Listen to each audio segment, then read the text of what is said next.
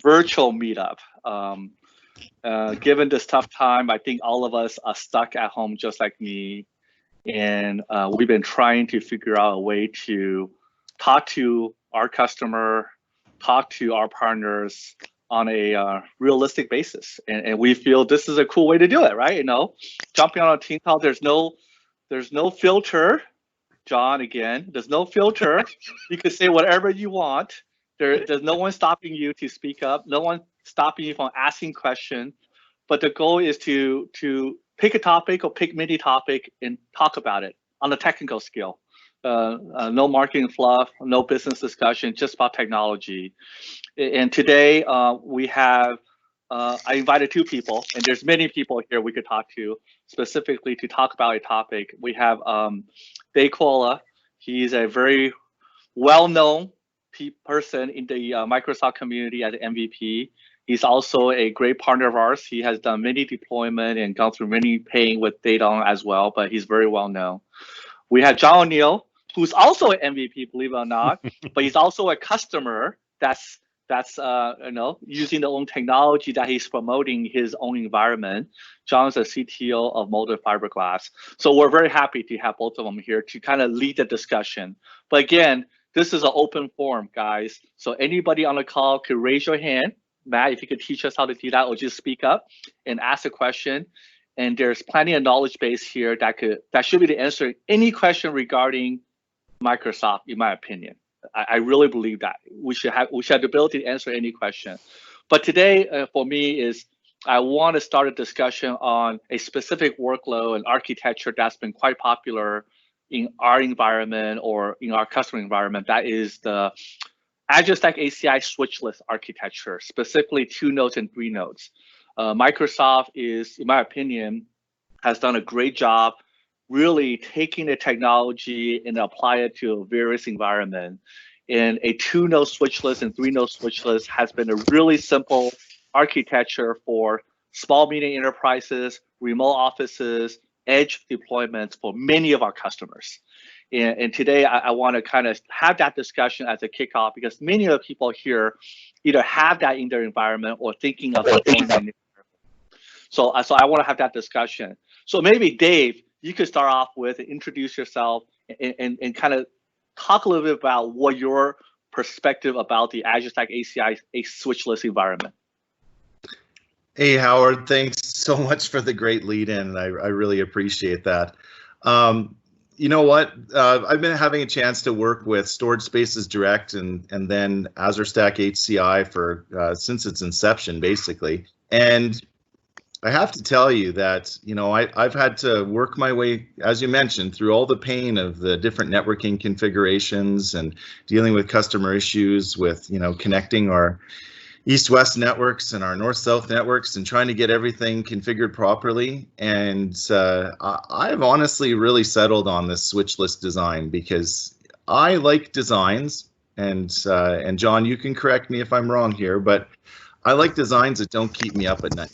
And this switchless 2-node, 3-node design is pretty rock solid. We've got it running production plants. We've got it running at pretty much all of my existing managed service customers. Oh,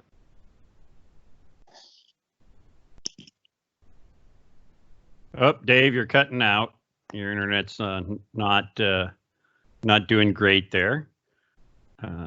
So I'll jump in and say that my name is John O'Neill Sr., as Howard alluded to, and I am both a technologist and a technical executive in my roles. I believe that the two are required to go hand in hand to be effective. And I will also say that I don't always listen to Dave, but when I do, I usually get in trouble. So with that, Dave, are you back? Yeah. I was stalling for you, don't worry. Yes. Sorry. This is what happens with these meetups is that I'm brutally honest. And so Howard has a delete Dave from conversation button. So as soon as I'm about to say anything that's marginally controversial, that's what ends up happening. So can you guys hear me okay? Because if not, I'm going to have to go kick a bunch of kids off my Wi-Fi. We're good. All right, so I don't know where we left off. We were having a chat about the switchless architecture and switchless design, and really this design is great for your Soho and branch office, remote office, and even production office infrastructure, depending on the number of VMs that you need to run. My experience that I have, I primarily work with my customers on all flash infrastructure. So either all flash in an SSD single tier or all flash in an all NVMe tier. So we don't really have to worry about caching or performance. And it's so funny because this particular project that we worked on with molded fiberglass was really interesting because they were coming off of an iSCSI solution where they were using Dell VNXC iSCSI SANs. And I would say that, John, what were we seeing prior to putting in the HCI nodes? I think that we were topping out at about 3,500 IOPS per rig, something like that. Sounds about right.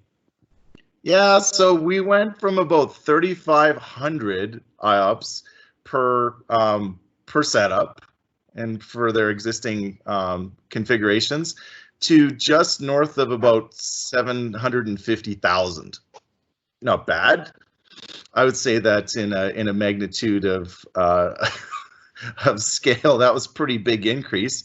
And it was actually pretty funny because, you know, we started to see some reports coming back from the business units that they were saying, listen, why on this particular setup that we have is it taking 45 minutes to run a report, and at the other location it's taking less than 2 to 3 minutes?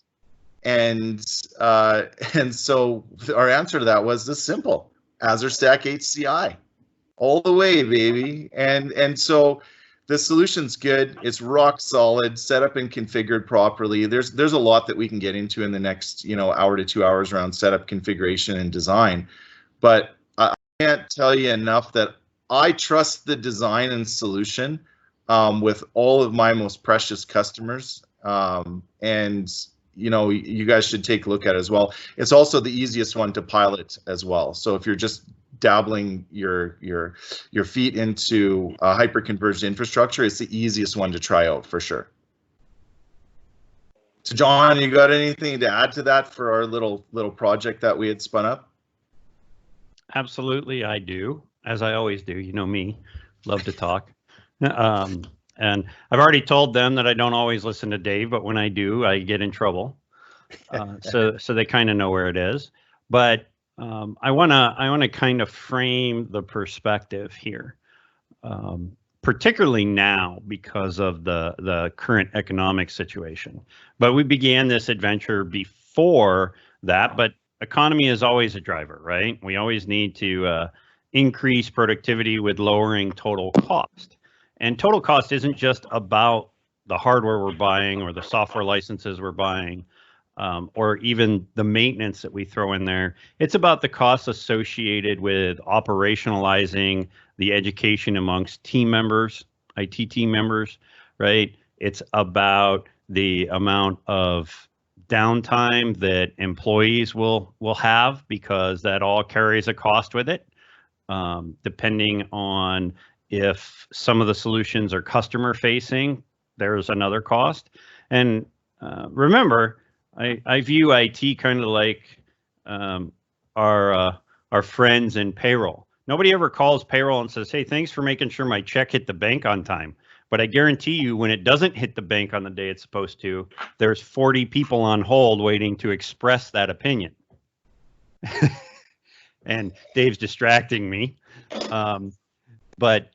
So with IT, it's the same way, right? If we put in a solution that works rock solid, all is kind of quiet.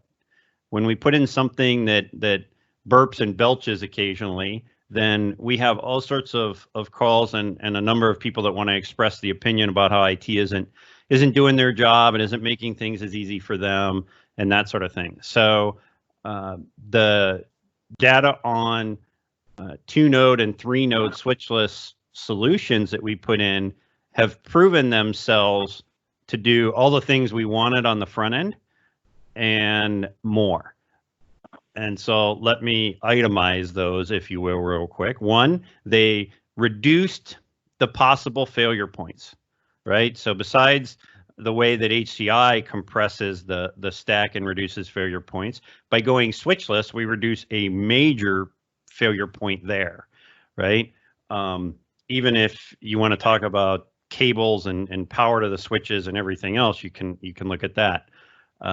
Another thing that it did was, it, as Dave mentioned, increased performance exponentially. It wasn't even a small improvement, it was massive. And to put that into a tactical term or a technical perspective, for us, a report that it was taking a user to generate, it took 45 minutes. And this report was used to manage production and to manage people's schedules throughout the day or whatever, and it would take 45 minutes to run it. It now takes 5 minutes. So imagine if you can give 40 minutes back to any of your team, how happy they'll be. And then another thing with the DataON solution in particular, you know, we got it out of the box with 5 years of warranty provided with it, whereas on our Dell VNXEs, they were originally EMC VNXEs before the merger, and our Dell Avamar units, because we're using HCI to both facilitate our operations as well as our disaster recovery. Well, those things we were paying 6-figure maintenance on per year, and that's now essentially gone. It went into the capital cost of the equipment, and there is no ongoing cost. So I think those are big ticket items, but I'm not going to keep going here because I want to get a chance to have some conversation and to talk interactively. Yeah, I think what you have said is, Dave, from a technical perspective, that you believe a switchless architecture from Microsoft is definitely a good, stable, simple to deploy architecture, because it really takes away the complexity that you have seen of setting a switch, right? Clearly, if you expand beyond 4 or 5 nodes, you need that switch fabric. What John, essentially what you're saying is, hey, I have this in 7 locations, and literally it's running, and it's saving, it's running our production.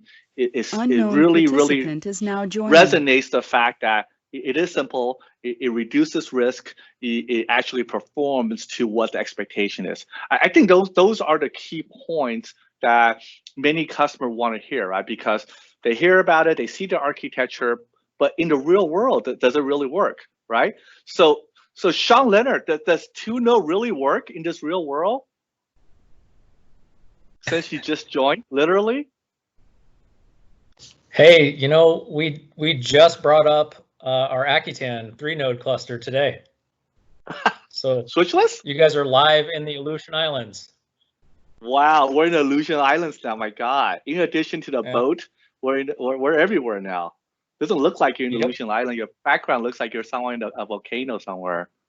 I'm in Mordor right now. I was just gonna say that's a little Lord of Rings throwback there, Howard. Yeah, and the reality is, you know, we believe that for many small, medium enterprises, that they want to have a simpler solution, right? You know, we all know some of the heartaches that we have gone through in the beginning of having a switch. Doesn't mean it's bad. It just means you had to spend the time to set up the right configuration of switches and everything else to make sure it runs proper. And I'm sure many of people here have a perfect solution, but not everybody has the skill set or all the knowledge base to set up the switch fabric. With 2 and 3 nodes, it's network fabric mesh, and you can set everything up across the board. To me, question also to you guys is, even in the 2 or 3 node switches, what are some of the key areas a customer need to consider and look at to not make a mistake? That's what people like to know. So can I take this one, Howard? Yep. All right. So the first thing that you want to look at is you want to look at a configuration that's baked, a configuration that's vetted, a configuration that many many other customers are using today, because you do not want to have to be patient zero. You do not have to be the one that figures out the PowerShell scripts from scratch. This is one of my favorite parts about being able to work with the team at DataON. And this is just a shameless plug for your support team and your engineering team that you have there, Howard, because every time I go through one of these deployments, there's always small updates that we have to the PowerShell deployment scripts. They actually have a deployment kit that ships with each of the units that includes all the PowerShell scripts, all the Visio diagrams, all the wiring diagrams, the things that you need from an operational team to really get yourselves going. And the other thing that I really appreciate is the fact that when DataON builds these units, they run VM Fleet and they send us the performance results of this cluster that we've had before it even hits our dock. So when we go to rebuild this and we go to set this up in our infrastructure and our environment, we already know that it should give performance of X. And so when we set it up and we're not getting that, something's amiss, and we can go fix that before we actually move into production. And that's huge. Having that baked and vetted configuration is so important, so important. And I'm going to throw in real quick that when you have a system that is, the hardest part about bringing it up is figuring out how the rails align to the enclosure. That's a pretty awesome system, right? When you spend more time figuring out, okay, how do I put these rails together to slide it in and out of my rack, than you do on just going through the steps of spinning it up and executing the PowerShell and getting it going and getting the IPMIs all configured. It just speaks to, as Dave said, the ruggedness of the build, of the configuration. Hey, John. You're online. I don't see the horse anymore, but question is, Microsoft's the one that made this work. 2-node, 3-node switchless. Last year, you guys say we're going to do 3-node switchless. What are you seeing from the customer? Are you seeing issues? Obviously, you want to do this as much as possible because you want to get that data reduction number. Got some background. John, we can't hear you. Next option is to do second call, so you can do that and create a new one. All right. One collection that has a policy. There it is. John, go ahead, John. Can you hear me now? Yep. One of the only issue that we're really seeing is more from a configuration type of a problem, not from a hardware standpoint, but just it's more education that needs to be done. When you go switchless, you're going physical node to node to the network card, one node to the other node, one node back to the other node.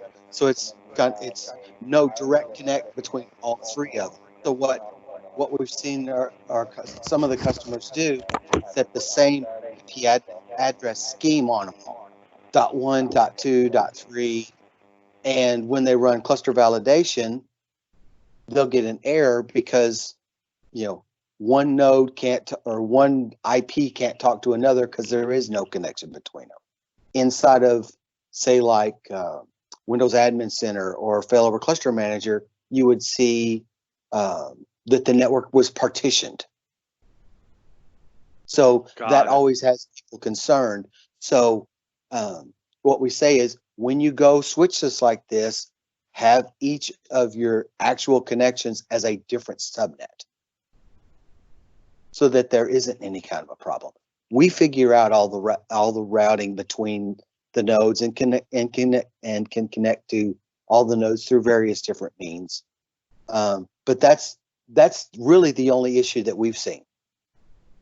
And it's more, hey, just do this and you're fine. I think one of the other really important pieces to this is the fact that, we're not losing a lot from the networking perspective from a performance side. I will say that probably 98% of the deployments that I've done on Storage Spaces Direct and Azure Stack HCI have been RoCE-based deployments. So we use RDMA, we use RoCE, we don't use iWarp, and it's a preference just because it works. When set up properly, it's rock solid. And there's a big piece with the Microsoft networking team and just the community in general that we've got iWarp or RoCE. My preference personally is RoCE, because we're good at setting it up, and we just don't have problems when configured properly.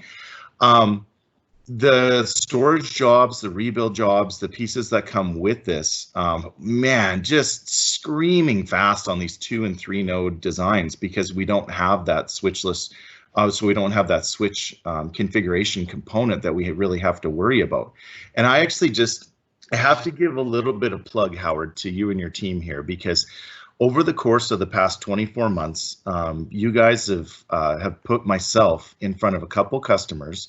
They weren't even actually DataON customers. They were an HPE customer, and there was another banking customer that was a Dell customer, and they were actually having problems with their configurations. And DataON is so good to the S2D and Azure Stack HCI community. They said, listen, we've got a switch kit. We can sell you some Mellanox switches. We can sell you some Mellanox cards. We'll show you our designs. We'll help you fix this problem. And in 2 cases, we actually did complete gear replacements for a couple customers. I know it's not on the switchless design, but it just got me to thinking about that when I was talking about the networking side of this, that there's more to the organization with DataON than just having their servers and stuff. They've got an extensive amount of expertise on the networking side, and that's a big piece of this, because if you ever want to step beyond your 2 and 3 node configurations, you need to start thinking about your networking. My preference that I have is to always have a dedicated storage fabric. Because one of the challenges that I run into operationally is that my networking team normally wants to get involved with us if we try to integrate with some core infrastructure. And this way I treat it almost as those fiber channel switches that you'd see in the past sitting in the rack. They just did stuff and they just worked. You didn't have to touch them. And so that's what I typically recommend to customers when they go when they want to go bigger than 2 and 3 nodes. But I just wanted to give you that plug, Howard, because I got to thinking about this a little bit. We pulled a couple customers out of the fire with your guys' switch kit configurations, and I thank you for that, for the community, because you don't have to do that as an organization. And that's one of the things that I really appreciate about working with DataON, is they're beyond even just their hardware. They just want to help customers. That's good. Hey, people on the line, we have a lot of experts here today, more than you could believe. We have John on here, we have MVPs. I just saw Jeff Woolsey jump on again. Hey, Jeff. If you guys have any questions, speak up. This is your chance to get direct answer from the knowledge base of the entire Microsoft Azure Stack people. These are the people that does a daily basis, and we would love to pick their brains and really understand what are the challenges. Because, like, again, this is the honest truth. Nothing is easy. It's not plug and play. There's a lot of headache. There's a lot of nights that all of us go through to make it work. But since we've done it once, might as well pass that knowledge to you guys, so you don't have to go through the agony that we have gone through in many nights across the board. So if you have any question, feel free to speak up and ask question as well. Just to move this along, a question about what's interesting and coming. John, I'm going to put you on the spot a little bit. What's interesting coming from Microsoft that you could kind of share a little bit? Inspire's coming. Yes. In July. Don't miss it. So what you're hinting is that there's a lot of stuff you guys will be talking about at Inspire. That's what you're saying, right? Yes. Okay. No announcements here, Howard. Can't get it out of me. I would say I'd see you at Inspire, but obviously that's not going to happen. Virtually, we'll have a virtual meetup for sure. Oh yeah. A couple of things. I think a couple of things I want to also mention about Switchless, just so for the audience. I think from a feature perspective, Microsoft have definitely added additional feature to make a two-node Switchless more resilient. If you would have done Switchless on 2016, you would have done two-way mirror, right? 2 copies. However, in 2019, if many of you know, Microsoft added additional features to it, such as nested mirror, nested parity, right? For those who doesn't know what that is, maybe you can explain it, Dave. So the nested resiliency is basically like running RAID 5 on top of your traditional two-way mirrors. And what it means is that in a normal situation, if you had a two-way, if you had a two-node configuration and one of the nodes went down and you happen to drop a drive in the remaining node, sorry, no bueno. You're gonna take and you're gonna be having a very bad day. Your VMs are not gonna be coming back online for you. In a nested resilient fashion, you can actually drop a drive inside of there while you're in that reboot scenario. And so where would you have a reboot scenario like that? Patching, my friends, patching. So we've always got to make sure that we stay up to date on the latest patches, firmware updates, all of that good stuff from our vendors. And Microsoft is no different. So when we want to go ahead and patch our systems, we go into a degraded resiliency mode. It's just by nature, that's the way hyper-converged infrastructure works. And heaven forbid we run into a problem with a drive at the point in time where we've done the reboot, because you know what? I'm going to be honest with you, that's probably where you're going to find it, because you're going to be putting more load on that single system. And in that situation, we can survive that. And that's huge for us, because one of the issues that we run into, and let me just play this out as a scenario for everyone, is when we build these 2-node solutions or 3-node switchless solutions, we don't necessarily readily have remote hands available for us to go unplug a drive, power off a server, do something. That's just not an option. And so that could be us engaging another organization. That could be a long outage. That's not really something that's viable. So when the nested resiliency features came available to us, this is how we've actually set up every single one of our clusters that we run for your organization, John. So I'm not sure if you're aware of that. So you use the nested resiliency features. And we have, knock on wood, no data loss. That's the most important thing. Production data loss is not the term that you want to hear with anything hyper-converged, and solves that problem for me. And so with that, yes, you're going to be taking a bit of a hit on your space. Howard is more than happy to sell you more drives to fix that problem. But the ability to take and recover when something goes bump in the night is huge for us.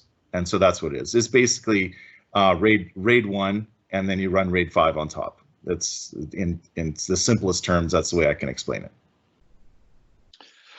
Yeah, and again, this is exactly why it has been a very good configuration for our customer, because not only are you talking about simplicity, but you're not losing the resiliency that you will get in an enterprise level deployment. So that's good. I like to switch topic a little bit on workloads. We deploy a lot of these 2 nodes and 3 nodes everywhere, but not every 2 and 3 nodes just runs regular file shares or regular workload. A lot of people build a 2 and 3 node for specific workload like SQL specifically. What is your thought there on building a 2 node versus a single server SQL solution on top of Azure Stack HCI? Do you think it's a good workload on Azure Stack HCI? Yeah, absolutely. And I can let John speak to this as from the customer perspective. We're actually running our most critical production SQL servers that we have that drive all the plants across North America on top of Azure Stack HCI and our SQL instances. So John, maybe just speak a little bit to the performance bump that we've seen in going there. Like, how noticeable has it been to the business as soon as we move those VMs over? So just envision you just shifted VM from the old solution over to the new solution. Was it something that the business noticed right away? We already actually talked a bit about that when you were switching over.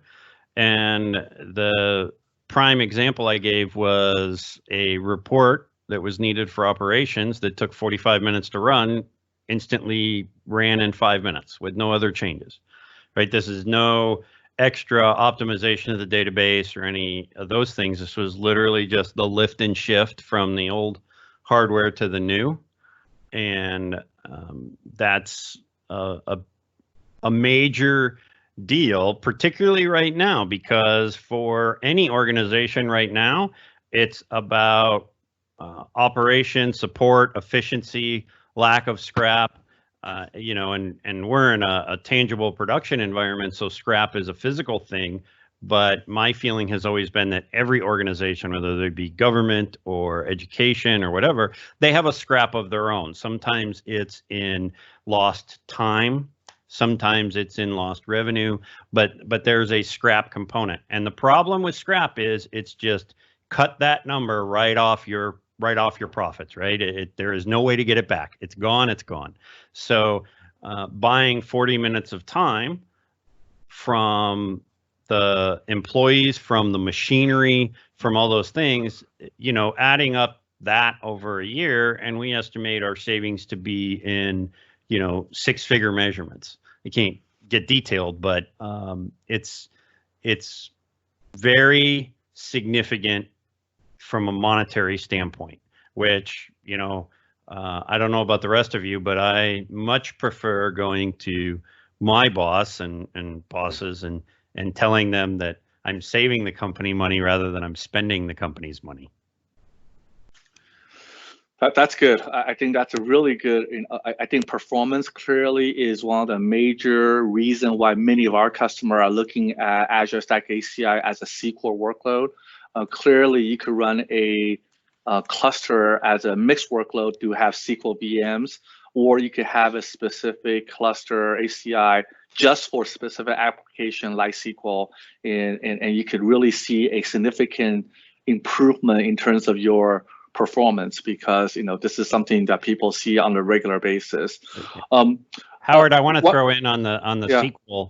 One of the things that it also allows us to do is create redundant infrastructure.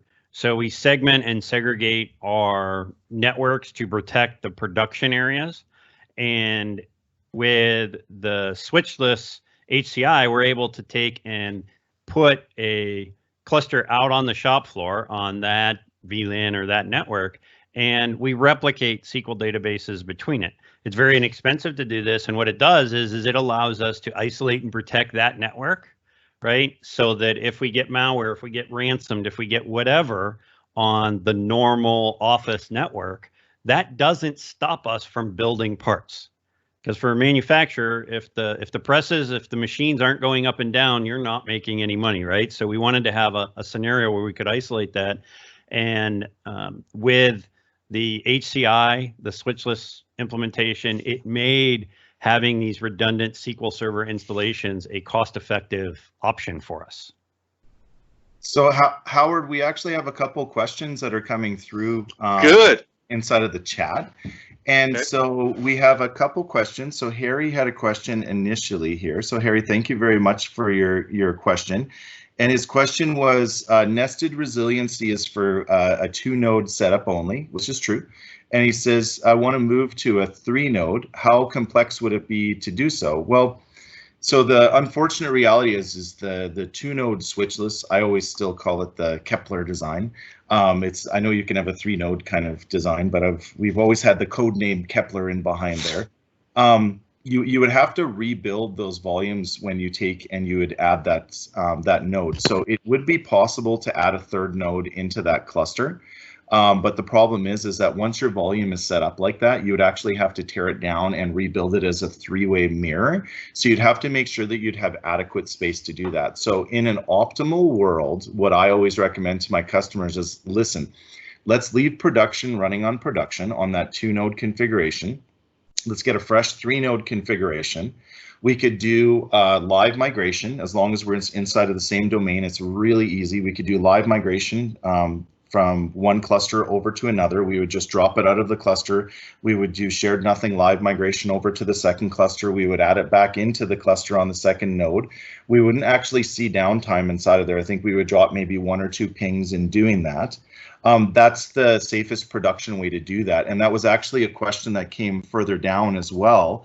And that question was from I think it was it with Colton? So Colton had that question as well. So Colton had the question where he's looking at moving from a 2-node to a 3-node, but their business is 24/7 public safety application. So how do we get this from one cluster over to another? That would be the safest way to do it. You'd build a fresh cluster, and remember that your old hardware that you had for your 2-node cluster is not something that you're just going to throw away. It's something that we still reuse. So once we get all the workloads off of there, we can reuse it for another application. Maybe we send that out to another location or something like that.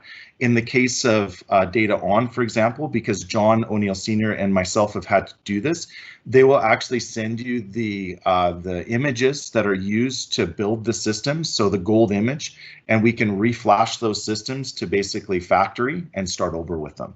We can wipe the disks, we can start over with them, we can repurpose them for other reasons. So I hope that kind of answers that question. Yeah. I think your recommendation is very solid because it's a production cluster. You don't really want to really mess with it, around with it. But there are scenarios with many of our customer that has a 2-node and they don't really have another cluster to move to, and they're in a position that they have to do it. And believe it or not, let me see, in the last 3 months, we probably have helped customer done 2 or 3 cluster that expanded a node live, believe it or not. Really? Yes, we have. So I'm sure my technical team's online. So we have a 2-node. We added 3-node to the cluster. And Henry Fu, our team, actually done a cabling diagram for one of the cities, the city of Napa, to show how to diagram the nodes without taking the cluster down. You create a new volume, you expand it. The new capacity you create as 3-way mirror, exactly what Florida Poly did for Bill Webster. Then after you create a new volume with 3-way mirror, you move the file over to volume, then you destroy the other 2, recreate again. We actually did that for 2 customers, believe it or not, in production. I think it's scary. However, some of the customer actually cannot take it down, and we had to really make sure we're very careful to not mess it up. But it is doable, it's possible. But definitely a easier way and safer way is not to touch that production and have another cluster and migrate to VM. I agree with you. Yeah, and I think one of the pieces to that, Howard, would be the assumption that you have enough drive bays remaining and enough space remaining. So if you're at a capacity limit with your existing cluster, you've really boxed yourself into a little bit of a corner where, you know, my option is probably the only way that you'd be able to fix that problem, because you physically don't have additional drive bays to fix that. And if you did have additional drive bays and additional capacity, for sure, you could just spin up and add a cluster node, spin up another volume. You could do that. It does work. The expandability and dynamic kind of resiliency of Azure Stack HCI is there. It does work. I have done that before as well. So yeah, either way it works. It's just you have to, at that point in time, you'd probably be good to just have a conversation with someone that has done it before, just to look at the moving parts, because you need to know what your options are, because each path has requirements. It is funny you say that. You know, I think the stuff we do the most here with our customer is, you know, we always talk about Microsoft and John, and we say, hey, the beauty of this Microsoft software-defined solution, Azure Stack HCI, is you should be able to add drives seamlessly. I overuse that word all the time. You should be able to add drives and add other part without really do much to the cluster. But even adding drives, it's an art to make sure it's correct. And many people on the line today, I think Mohit, you just joined. I know you're working with Jason live today to add additional hard drive. When you're adding drive, NVMe, hard drive, SSD, there's a lot of little nuances you need to make sure. Like make sure the job rebalances first before you do any more. There's just a lot of little tips that we want to make sure that you follow to make sure it's not simply adding drive, everything becomes beautiful. You want to make sure the job is done, it rebalances itself before you proceed. So we want to make sure that, I think we should probably do a blog or something on adding drives and what are some key tips we need to do to make sure that you don't get stuck. Well, one of the pieces to that one, Howard, is, and I can give some advice to the customers that are out there today, is that when you're adding drives to your Azure Stack HCI nodes, they get added back in. It's kind of a scheduled job that runs that will pick up the new drives, and if you check the events, it'll say found new drive, adding new drive, expanding pool, the automated expansion. It does work. But what I found works really well is go slow with that process. Do not, let's say you had 12 drives and you had 12 more drives of capacity in every node. Don't just go load up 12 drives in every single one of them. Start adding them in slowly. Go like 3 at a time and make sure that they're added properly. Let it expand, let it rebalance, let things happen. And your support team is going to know better than anyone, because you would take and you would have all of those cases that would come in for this. So I think your idea of a blog on just some ideas and tips and tricks for adding drives with notes from the field from what you've seen is just a fantastic thing that we would have for the community. My rule of thumb is if I'm doing it and let's say I have 12 additional bays and we're loading it up, I'll go a quarter at a time. So that's just my rule of thumb, because then it seems like I'm not like overloading the system when it's going through, and I'll make sure that all the jobs are finishing and that everything's healthy, and then I'll add some more and I'll add some more. I know in theory it's possible to add more. It's just I don't run into problems with that. I've had situations with customers where they've gone from 48 to 96 drives inside of their Azure Stack HCI solutions, and then just some of the drives just seem to get stuck when they get adding in there, and then we have to go through a cleanup process. And it's a bit of work to get them adding. Whereas if we go a little slower and a little more methodical when we go through that process, it seems a little bit smoother. So I don't know. That's my kind of note from the field. Hey guys, this is Jeff. I just wanted Hello, I'm loving the conversation, and one more thing I wanted to add. I think this conversation is really great, and I love how organically it's spinning out here. One of the things I hear you guys talking about is the difference between 2 and 3 nodes, and honestly, this is where I think it's really valuable that as you guys are talking with customers, that you provide this insight, and one of the really key questions is really about capacity planning and headroom and growth. Certainly, if the world was perfect, I would tell a customer at least always deploy at least 3. Always deploy at least 3. Always buy at least 3 servers from Howard. Don't go with 2. Because because of the challenges between switching between nested resiliency and 3-way mirror. Obviously, there's underlying volume changes that have to occur. But at the same time, I'm looking at John's background, which is actually pretty perfect, of the classroom. I'm actually thinking of some specific customers that I've talked to in education where 2 nodes is literally perfection for them. They're like, look, we have a static set of resources that we have to run for our classrooms and for our school. And maybe there's a little bit of growth that's going to happen over time. But you know what? For the most part, a 2-node solution is going to keep us really happy for at least the next 10 years. And it's so much faster than the mess of stuff that we've been running for the last many years. So, again, I could easily say, hey, always go with the 3-way, but it's really about understanding the customer. And I think that's one of the things that DataON is really good at. And I know the people on this call are really good at is listen to the customer and try to understand. If someone's going through hyper growth, starting with 2-node is obviously going to be a bad place because they're going to have to upgrade and they're going to run into all of these challenges really simple. But I think all of these comments are really great. But isn't it true that Jeff, that in 19 somehow the rebalancing of the adding drive something about the priority of job. You guys made some changes in 19 that prioritize something to make it faster. I forgot. I'm not a technical guy. We did some definitely did some performance improvements. There's definitely some prioritization changes as well as some scalability changes that help it. We are obviously looking at ways that we can continue to improve these things further, like drive rebuilds and repairs and things like that. For one interesting comment, I was talking to a customer recently. Actually, a few folks that were telling me that it was an interesting complaint. They said, you know what, Azure Stack HCI, your caching is too good. And I was like, what?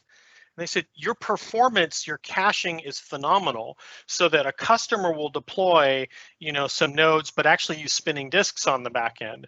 And they will never run into a performance problem. Everything is running great because the caching is so optimal and it's so optimized that most of the time they're running out of cache. The only time that they run into a performance problem is when, guess what, they need to do a rebuild and it starts to hit the real disks. And they're like, why is the performance dramatically changed? And it's because, yeah, we've been hiding it the whole time. We've been using the NVMe or the SATA caching so well that you never were really hitting it. We were doing all of that destaged writes so optimally, you never saw it. But when it comes to a rebuild, that's when you got to pay the piper. So I always tell people, if you can really afford, to avoid spinning disks, please do. Just as a reminder, because a lot of people tend to not understand this, but the fastest spinning disk that you could purchase, if you could go out and buy a 15K RPM, spinning disk, the fastest one you're going to get is like maybe 200 IOPS on a good day. 200. And SATA SSDs, you're talking, 50,000 plus IOPS, and then you get into NVMe and you start getting into hundreds of thousands of IOPS. So it's not even remotely close if you can just avoid spinning disks altogether and use SATA SSDs and for your capacity and NVMe for your caching if you do that. Hey, I wanted to jump in and just comment a little bit on what Jeff was saying there, particularly now. In IT, we love to think that we can get dollars thrown at a solution because we can explain the technical advantages, and we can even show how it helps the organization or it helps the business or it helps the school, whatever. Unfortunately, sometimes that isn't really what it's all about. The organization has what it has. Okay, and it doesn't matter how much I can tell them, I can improve this and I can improve that. Maybe they're just trying to survive, right? Maybe they're trying to figure out, hey, how can we compete but not break the bank? And I mean, you got a lot of people right now that don't really know what's the economy going to look like for us, what's our customer base going to look like for us, what's that going to be. So when I go in and I try and argue the point that, hey, if I put in a third node, we're going to get this and we're going to get this and we're going to get this. They're not even listening to my technical justification. They're going, how do you get that number down? So I just wanted to kind of emphasize that, to Jeff's point, while, yeah, I've always been a huge fan of buy the most you can get up front. That tends to be the lowest total cost of ownership. But there are some scenarios where, it just doesn't make sense, and you're going to need to go with a 2-node. And if you have to deal with the upgrade pains later, you just have to deal with them. That's part of the plan. And this is Mel, and I'll add to that too. Even the drives, hard drives, as I know NVMEs, we love it, and if we can do it again, we probably just do NVMEs. But you've done such an excellent job of caching. You're right. Then in a day-to-day performance, we're not hitting the drives, but people we have engineering, clients and all this stuff, and they're throwing a lot of data, which basically is like an archive, and they never touch it. So in that scenario, a hybrid environment just works very, very well. And like you said, the only time we are worried is when we have an issue, when there's a repair and rebuild happening, and for the next 24 hours we're sitting with the fingers crossed kind of thing. But otherwise, you don't see a reason. You just say this works amazingly well, let it work. Yeah. So disks are not going, unless the cost really goes down. There's still a decent factor difference there, at least 4x in terms of storage, 5x. I can think of a great scenario for that, Mo. Engineers. Right? Engineering clients tend to work with a set of files that are current right now, but then they tend to keep those drawings and everything forever. So if you go look at the amount of storage that they're using, it's this huge amount, But if you look at the amount of storage they're touching, it's a tiny amount, right? And so the hybrid scenario for them actually fits in pretty well. And like you were saying, you just have to build it into the DR plan that, yeah, if we have a disaster, it's going to do this, it's going to cost this. And if they want to make the investment to mitigate that, then so be it. But I know in my personal experience that, you know, when times are tight, they'll take the risk, right? They'll say, hey, if you're telling me that this thing is bulletproof and doesn't really go down, but if it does go down, you know, this will make it faster, we'll just deal with it. No, it's a really good point. And honestly, it's one of the reasons why we wanted to make sure we can support all these different price points. So that's why we spent so much time. Like, honestly, when you think about, and Dave, you did a great job explaining nested resiliency. When you think about how much technology we put into the 2-node to make sure that it was a very resilient, very robust solution, even down at 2 nodes. But at the same time, we want to make sure we can support the big enterprise class and everything in the middle. We know that, you know, no one size solution fits all. And so we're trying to make sure we're optimizing up and down the range. And definitely content creation is another one where people go, you know, how much data am I really touching versus how much I need to keep around? So content creators are another big one. And definitely, we are constantly looking at ways that we can improve on things like rebuilds and stuff like that. But like I said, it becomes really obvious how good our caching and optimization schemes are. We've been really robust, and we've been doing this in Windows for over 20 years, so we're really good at this. And so yeah, it becomes pretty painful when you start to hit the hard drive layer. But like I said, I'm sure Howard would be happy to sell more flash solutions. There was another question that came in there, guys. So the question was from Bronson, and he was actually mentioning the fact that it's more optimal to move to a 4-node configuration over a 3-node configuration. And actually, that's a really good point, because with Azure Stack HCI and Storage Spaces Direct, there's actually a second quorum that runs inside of there, and you need to maintain 50% of your disks online at a given point in time. So if your goal is that in a 3-node cluster, you want to be able to reboot 2 of those at any one given point in time, you have to size and architect that accordingly. You actually need a 4th node. And so you need a 4-node, because then you can maintain 50% of the disks. You can actually lose 2 full nodes at a given point in time. And so that's a really good point when you're looking at this from an architecture, scaling, and design perspective. How many nodes do you actually want to be able to lose at a given point in time? Because moving from a 2-node configuration where you're using nested resiliency, moving to a 3-node, you can actually still only reboot one of those at a given point in time, because you have to maintain your pool resiliency inside of there. And that's a really important catch when you're designing this. And it's like Bronson has kind of figured out why we started at 4 nodes. It's really funny how we're kind of reverse engineering this. Yes, guys, when we first delivered this, 4 nodes was the minimum. For reasons exactly like this. And we have another question coming in from Mark here. He's like, with S2D, does anyone use dedupe? And so I answered that question in the chat. I said, yes, tons in production. The only caveat that I'll give to that is you really just need to watch the change rate of your workloads that are actually running for your dedupe volumes. And one of the recommendations that I pass on to my customers is that if you've got a SQL server that you're wanting to dedupe, just make sure that you've got to really watch as to how much change is going through there, because the optimization jobs that hit with dedupe, as well as the optimization and storage jobs that hit, it can complicate your maintenance windows. And so we've had to go through this with a series of training and operationalization with John and his team as well, that listen, before we do patching and maintenance windows, run get dedupe job, run get storage job, make sure that we can actually see what's going on, make sure that none of those jobs are running behind the scenes. The second thing is that if you do have one of those SQL servers that has a high transaction rate, nothing stops you from creating multiple cluster shared volumes. And so what you can do is you can have the best of both worlds. And so you can dedupe what I call the dedupe friendly and optimized workloads on your dedupe enabled cluster shared volumes. And then you can run non-dedupe volumes as well inside of the same cluster. And so you don't just have to go build a fresh cluster for this. It's not all or nothing, it's on a per volume basis.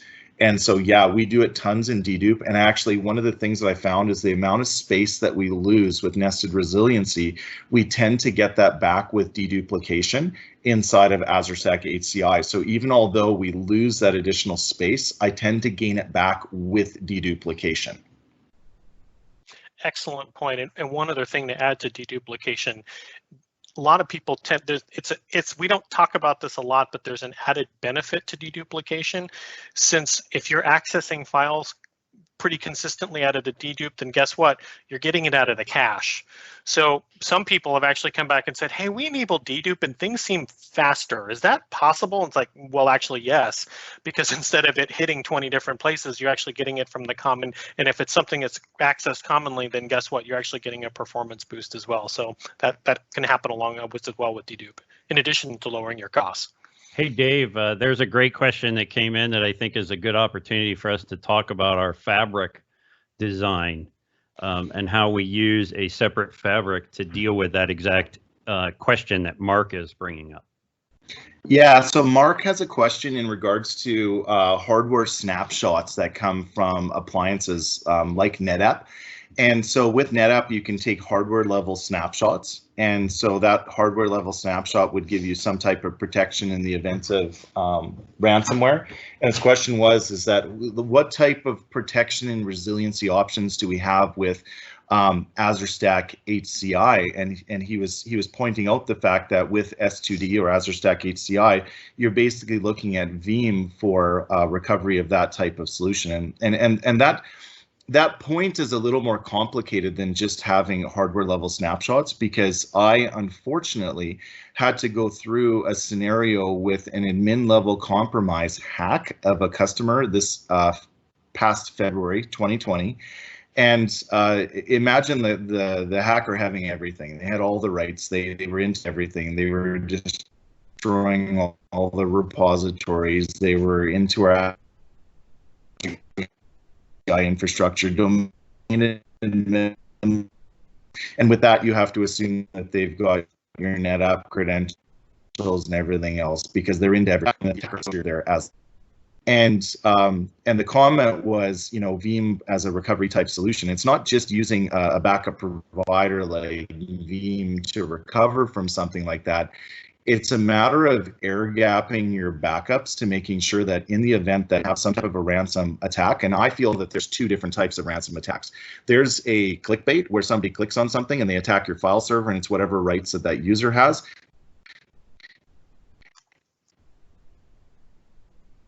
Two is an admin level compromise where it actually came from an admin.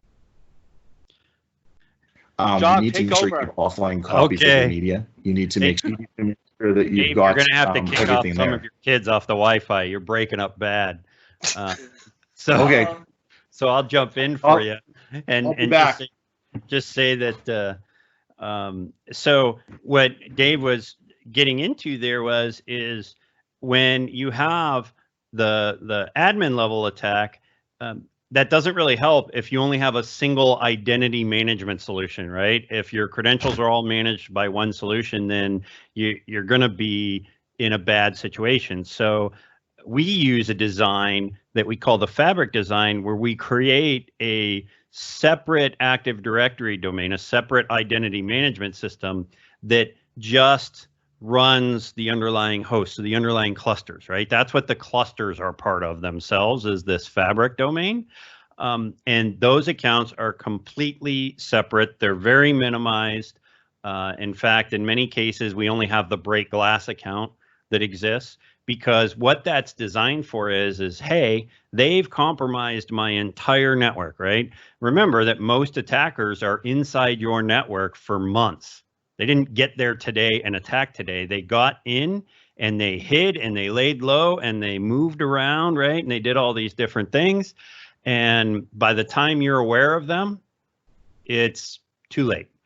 And you may be trying to recover from Veeam a backup that they were already into, right? Mm-hmm. So with the Fabric, with this separate identity management solution, we're basically creating a air gap where we can go to that level and restore at that level and get back to where the attacker, the malicious entity, wasn't present.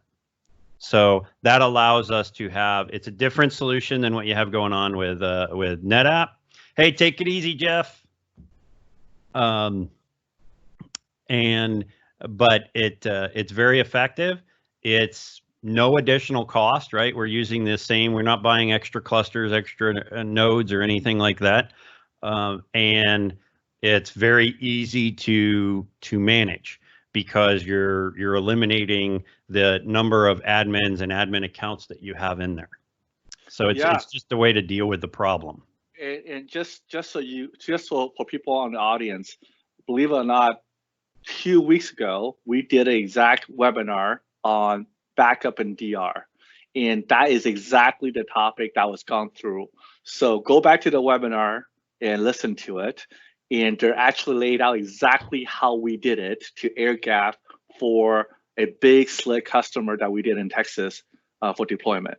In addition to that, I think in the next couple of days, Benjamin Clement, who is really the person that did the entire architecture design for us for the backup and DR, will write a long blog, essentially outlining the entire webinar into a blog. So you could follow that blog and understanding the concept of air gapping, separate domain, everything else to ensure the protection of ransomware with different Fabric. So that information will be shared literally in this probably next week when we release the blog.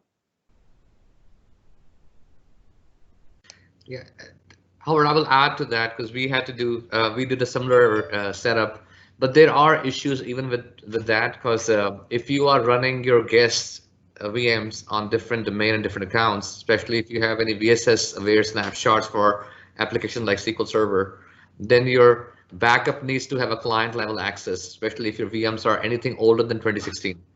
So there are some gotchas there. Got it. To work around that solution because you're still your Veeam, which is running and you're basically the Fabric network has to have access to your guest VMs to tell them VSS is being triggered for older OSs. Good point. That's a valid point for sure. So Howard, can you hear me now? Is that better? Or am I still all choppy? I'm kidding. I'm kidding. We can hear you. Oh, really? Because I just had the Amazon gift card giveaway. Nobody heard that? Oh, that's too bad. I guess Crystal wins.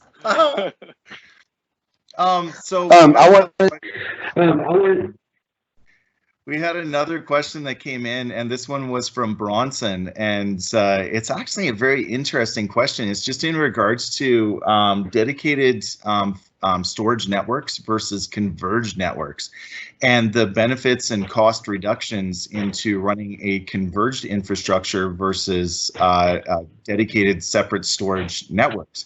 And so the biggest issue that I've seen in the field with this is the networking team wanting to go tinker and make changes on my production switches that I'm converged on, taking down my S2D fabric.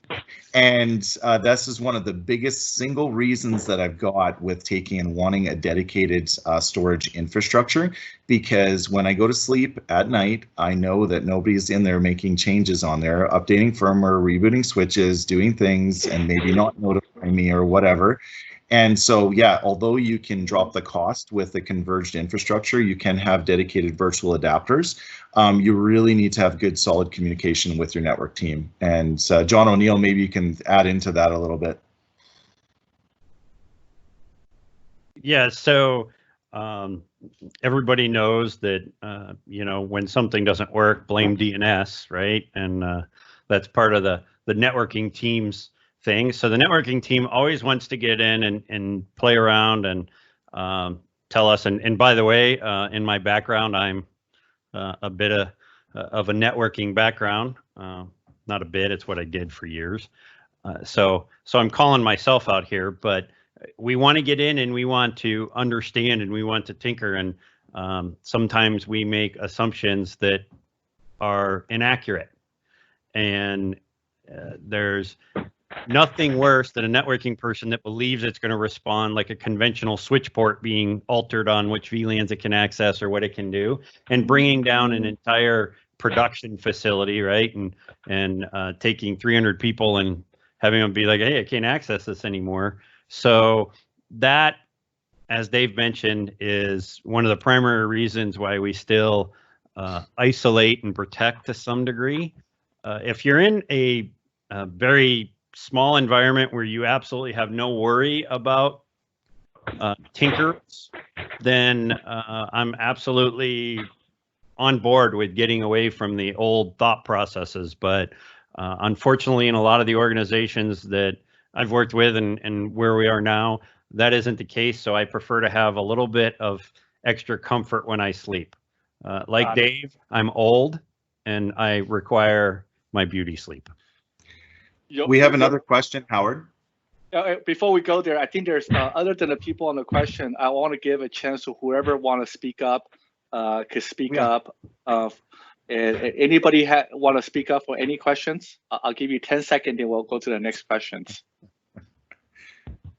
Hey, Howard, Tim Brumbaugh here with Golden West. Oh, Tim. Hey, and you can't answer this question, but I'm hoping a Microsoft guy can. When are they going to drop the price for data center so we can put it on Kepler 47s for our really small customers? Covering my mouth. What I will say about that is Microsoft Inspire in July. Microsoft Inspire in July. Tim, great question. This guy right in the middle, John Marlin, he knows everything.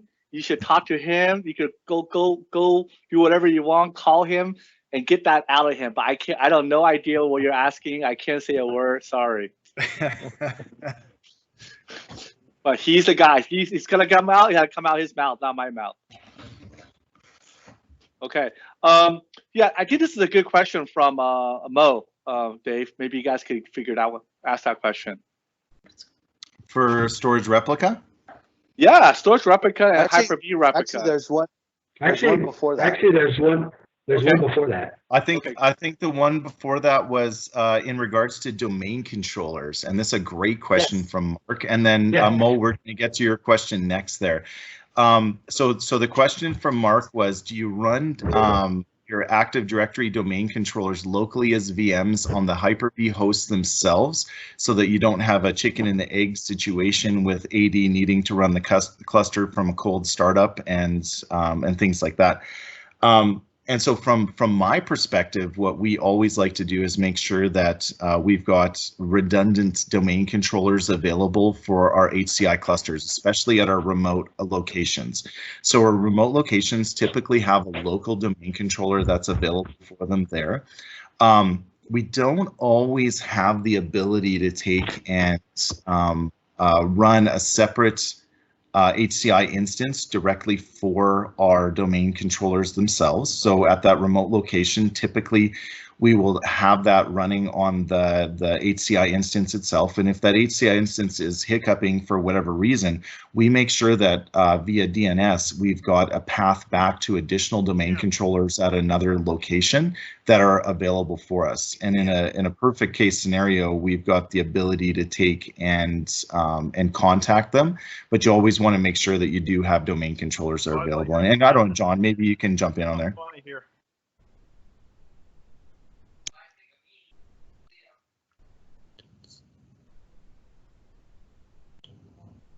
Okay, hopefully that answered the question for everyone on that. Oh, I'm sorry. Sorry, there you go. John, are you there? Yeah, I was just muted. We fixed this in several revisions ago, several versions ago. Just to give a little background, NT4 2003 we use a domain account to start the cluster service. Got to have a domain controller.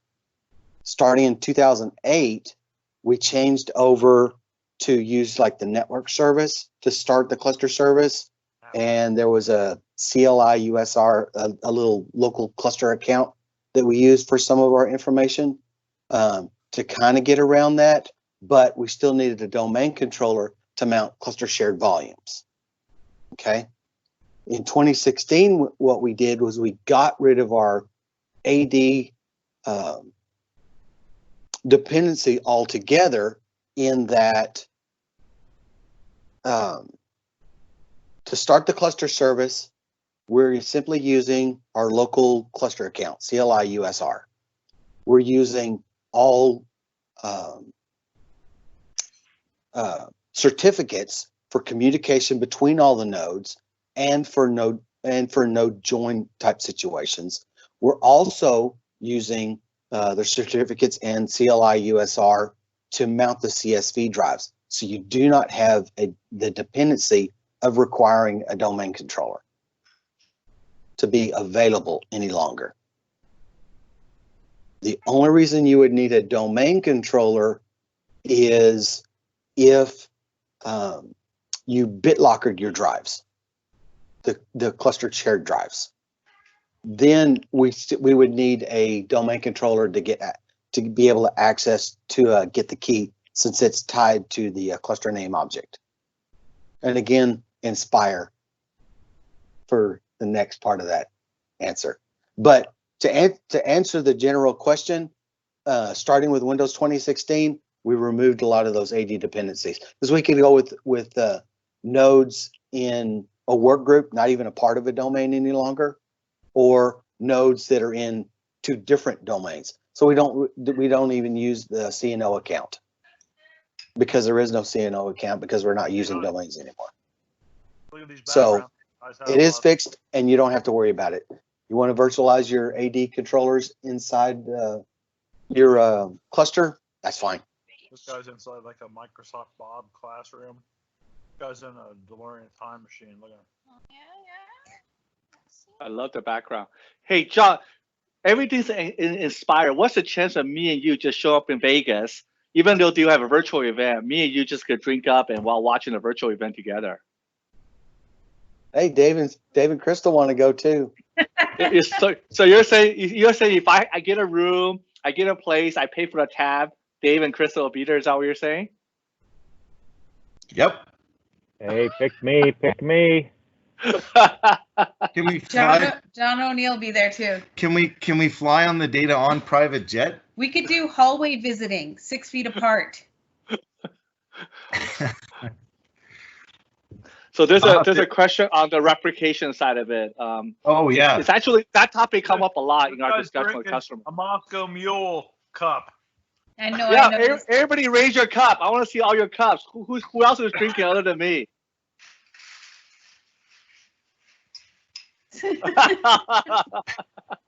What?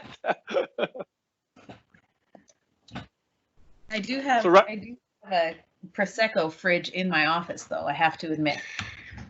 So the question was just in regards to Storage Replica. And so the question was from Mohit, is anyone using Storage Replica? And what is preferable, Hyper-V Replica or Storage Replica? And I'm thinking this is a DR type related question. And boy, do we have the right guy from Microsoft on the phone to answer this. Yeah, for those who don't know, I actually own Storage Replica as a feature. I also own disaster recovery, so I know a lot about both. What it really comes down to is with Hyper-V Replica, nothing is synchronous. It just every 1 minute, 30 seconds, 5 seconds, I think of the 3 different time periods, it's going to replicate the traffic over. The other nice thing about it is you've got your production VM that can replicate that with Hyper-V Replica, replicating to another Hyper-V, and that one can replicate to another one. So you can actually have 2 copies With Storage Replica, the good thing about it is you can do synchronous replication. So you have that basically no data loss. No, data loss is probably the bad word. But you'll make sure all the data is there because it is a synchronous replication. It can do async as well. But it's only a one-to-one relationship. So you're not going to have that third copy, per se. So those are basically the biggest differences between them. And from my standpoint, from what I've seen, it's mixed. I mean, a lot of people want to. I think from a field perspective, this question actually comes up a lot in our conversation with customer. And without being specific to you, Mohit, is that the challenge you have, and I'm really honest, John is right there as the owner of both. The challenge you have with Storage Replica, Hyper-V Replica, always been a customer is automation versus orchestration, right? You had to set it up properly. If you could set up everything properly based on our customer, they love it. But if you don't set it up properly, then you have to manually do a lot of work. That's when some of the challenge comes in for our customer. As a technology, works. But as a way to automate it, you got to do some work on it. That's very high level feedback for the customer that I get. I think right there, Sean, who was it? Who Cherokee? Where is it? Where's Matt? Matt Roper from Cherokee. He has 2 clusters. He does Hyper-V replica between the 2 cluster on 2 sides for the school. So they all have copies of VIA across 2 sites. So you run half of the load on one side, half of the load on another side to Hyper-V replica across. He loves that. He orchestrates it. It works perfectly for his environment, right? Some people want even more, so they use Veeam. So that's kind of the high level feedback from the field from our customer. Do you guys use it today, Dave or John? Do you guys use any of the Hyper-V Replica or Storage Replica? I think John might have just had to step away for just a second. I think he's going to be back right away there, Howard. So I can kind of take this one. Yeah, we use Veeam extensively with our Hyper-V customers, and so that's the big piece that the big piece that Veeam adds for us is the orchestration. I want the big red button that we can take and that we can push to do our failovers and have the tracking of that. Being able to failover cross domains as well, so I can actually cross over failover domains and forests and all of that without issues between Hyper-V hosts and clusters, and that's a big thing for us as we take and we support and protect our customers. Like Veeam is a big partner of Microsoft. I think they're probably the #1 Hyper-V backup replica organization partner that Microsoft has right now, and so we do a ton of work on that side. Yeah, I agree. Again, my summary is technology is right, technology is there. If you do it right, it's fine, but it's just always the orchestration, automation that always gets to the customer. They want to make it more simpler. That's the key. Also, just in case. Okay. Wow, this question, I don't even know how to read this. Harry, what is the question? Mark has one in Harry. Someone had to take this one from Harry. I can't even understand this. Fixed VHDX. Did you see that one, Dave? Yeah, I'm just reading through it here right now. Is it a question just in regards to performance over fixed versus dynamic VHDX files?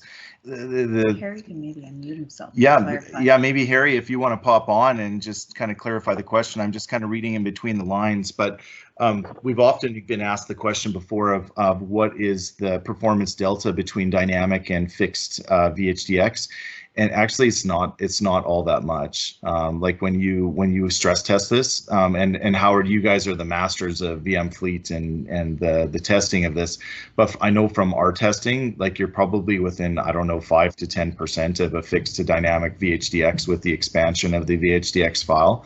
Obviously for production, one of the things that we want to be careful of is that we don't run ourselves out of space, because it's very easy on an HCI cluster to run ourselves out of space by creating a whole bunch of large dynamically expanding VHDX files, and then having some type of a situation occur on a file server where somebody's doing a mass file copy or something like that, or we have a log that's starting to run away, or backups that aren't truncating log files or something like that. And all of a sudden, I created this dynamic VHDX that I never expected to grow to 1 terabyte, grows to 1 terabyte, and it's just junk that's sitting inside of there. Once that VHDX file is grown with a dynamic VHDX, that size is there until you shrink it down. And so we always recommend for production, if possible, use fixed disks. And the reason for that is because then we can control the size inside the cluster, because when you have 20, 30, 50, 100, 200 VMs running inside of a cluster, you have to have control over what's going to consume that space. And so that's one of the reasons that we like that. It's not so much even a performance thing, it's more of just a control and operation piece. Agree. All right. Wow, this has been incredibly awesome. Even though we have time, we don't, I feel like there's a lot of good questions being asked. Any other question from the audience, or maybe we could tell Dave and John to kind of summarize a little bit. I think we're gonna have more of these guys. This is not the last one. I think this format has been so great for a lot of partner and customer, and I think John, you have to be here every time, John, because there's always the tough question. We need Microsoft to blame on everything, because anything that goes bad, we have someone to blame on. So you have to always be here because we have to blame on you. But I think it's an incredible format. A lot of great questions that's asked today and answered. I think sharing is the key here for the community, because the information is out there, but applying it and making it work is not as easy as we all think. But Dave is always gracious enough to share all his knowledge. His knowledge is key, right? He knows so much more than all of us, but he's always open to share his knowledge. Crystal, yeah, I know. So we appreciate it, and thank you, John, for John O'Neill to be here today. And thank you for trusting Microsoft, right? You have so many sites right now running Microsoft. And you got John Marlin's number. If any issue, you could call him directly. Don't call us. You should be fine. But we appreciate everything we have. Any last question before we sign off? So I have a couple of kind of closing comments here. Is that we do have an amazing Azure Stack HCI Slack community that's out there. Over 1,200 members inside of the Azure Stack HCI community. I know Howard, you guys tend to try to remain very vendor neutral when it comes to this. But honestly, if you want to stay up to date on what's happening out there, Azure Stack HCI Slack group is the place that you want to be. If somebody could paste the link in there to join, if you're not already a member, that I honestly do recommend that, because we have support channels in there, event channels in there. That's where the experts hang out. We've got friends from the Microsoft product team in there. It's a great place to continue the conversation. Howard, I have to thank you for putting on these events, because it raises such great awareness around a terrific platform that's out there, and it's my absolute pleasure to take the time today to join everyone. And I think I was just texting with John O'Neill Sr. I think he got called away for an operational issue there. He thanks everyone as well for taking the time and joining us today. And everyone else, I guess, be safe out there. I get Bronson, you got a question, but we'll pick that up in the Slack channel. It's too long to read right now. All right, thanks, guys. Raise your cup, and we'll sign off. Thank you. Thank you. Cheers. Thanks, Howard. Cheers.